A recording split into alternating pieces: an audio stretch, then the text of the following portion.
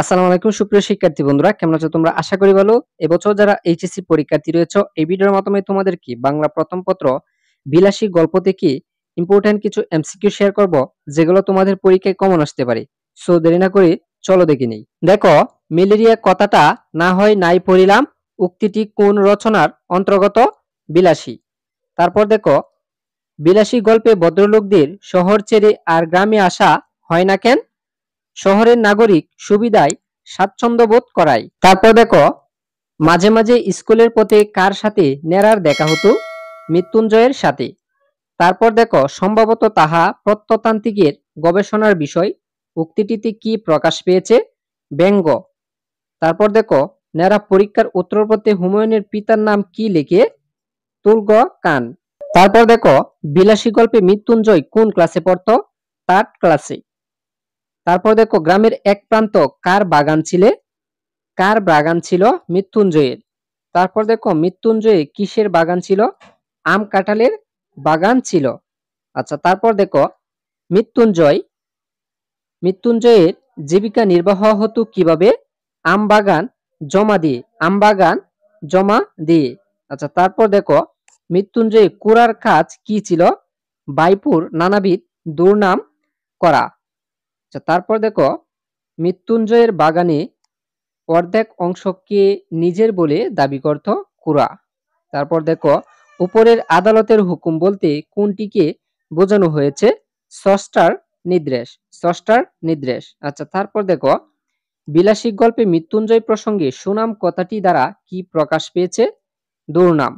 তারপর দেখো, বিলাসী গল্পে নেরা তার এক আত্মীয়ের কাহিনী উল্লেখ করে কি বোঝাতে চেয়েছে? মেকি সর মেকি মেকি স্বামী প্রেম। মেকি স্বামী প্রেম। আচ্ছা, তারপর দেখো, মৃত্যুঞ্জয় সহ্যগত প্রায় কতদিন? 1.5 মাস। তারপর দেখো, অসুস্থ মৃত্যুঞ্জয়কে দেখতে নেরা কখন তার বাড়িতে যায়? সন্ধ্যায়। সন্ধ্যায় বাড়িতে যায়। আচ্ছা, তারপর দেখো, মৃত্যুঞ্জয়ের পুরা বাড়িতে কিসের বালাই নেই? প্রাচীরের। তারপর দেখো, যমরাজ মৃত্যুঞ্জয়ের সাথে সুবিধা করতে পারেনি কেবল কার জোরে? বিলাসীর জোরে। বিলাসীর জোরে। যেগুলো এমসিকিউ তোমাদের মাঝে শেয়ার করছি, আশা করব তোমাদের পরীক্ষায় কমন পড়বে। সুপ্রিয় শিক্ষার্থী বন্ধুরা, এরকম যারা এমসিকিউ সাজেশন পেতে চাও, অবশ্যই স্ক্রিনে দেওয়া নম্বরে যোগাযোগ করতে পারো। আচ্ছা, তারপর দেখো, অসুস্থ থাকাকালে মৃত্যুঞ্জয় কতদিন অচেতন অবস্থায় ছিল?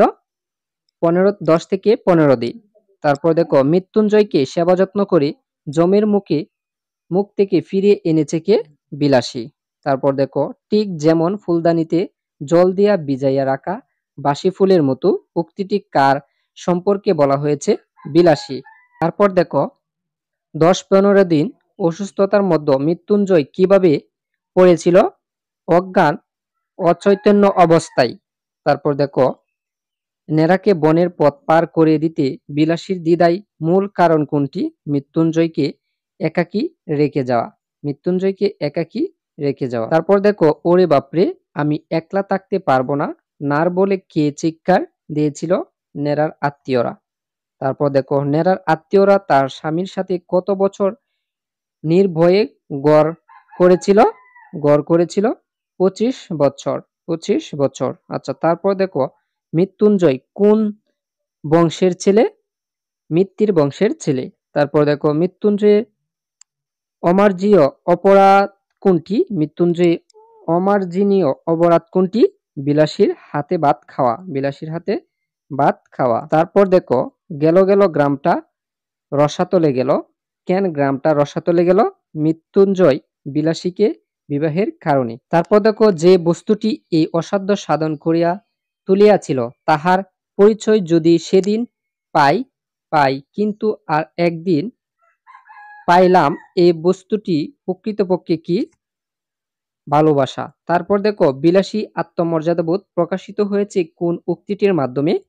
বাবা আমারে বাবুর সাথে নিকা দিয়া যাইও, নিকা দিয়া জানো। তারপর দেখো, বিলাসীকে টেনে হেঁচড়ে নিয়ে যাওয়ার পেছনের কারণ কি ছিল? মানসিক সংকীর্ণতা। মানসিক সংকীর্ণতা। সুপ্রিয় শিক্ষার্থী বন্ধুরা, এই ছিল বিলাসী গল্প থেকে ইম্পোর্টেন্ট কয়েকটি এমসিকিউ শেয়ার করেছি। এরকম যারা এমসিকিউ সাজেশন পেতে চাও অবশ্যই চ্যানেলটিকে সাবস্ক্রাইব করে সাথেই থাকো।